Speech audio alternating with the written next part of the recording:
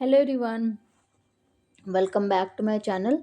So now we will learn about respiratory compensation techniques.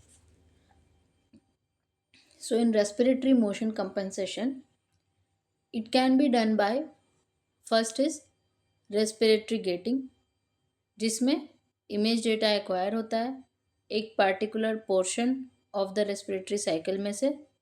Second, respiratory ordered phase encoding ROPE, जिसमें कि k space fill होता है in a particular वे.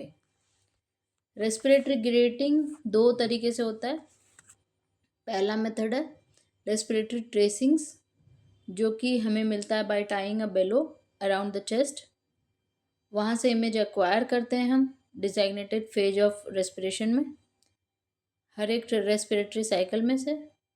दूसरा method है respiratory triggering.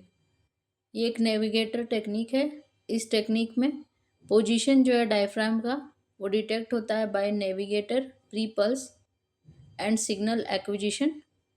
ये prospectively या retrospectively gated होता है to the most stable portion of the respiratory cycle, typically end expiration.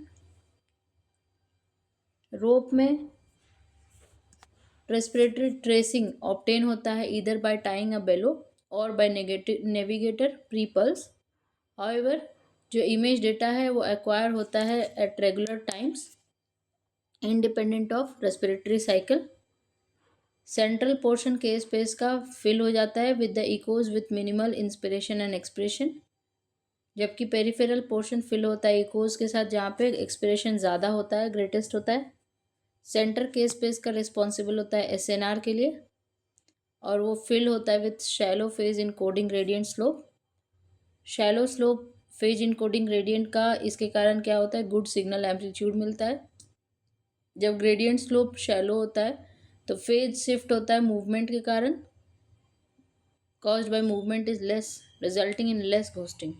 Sorry, gradient slope shallow जब होता है shallow, when the gradient slope is shallow, phase shift जो होता है वो मूवमेंट के कारण वो कम होता है, जिसके कारण लेस घोस्टिंग होता है.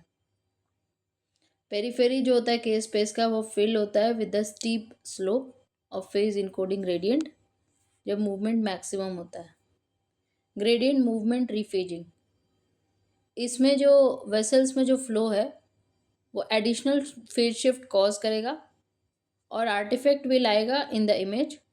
जब ग्रेडियंट अप्लाई करेंगे हम लोग आर अप्लाइड तो एडिशनल जो फेज शिफ्ट है वो होगा बाय द फ्लो.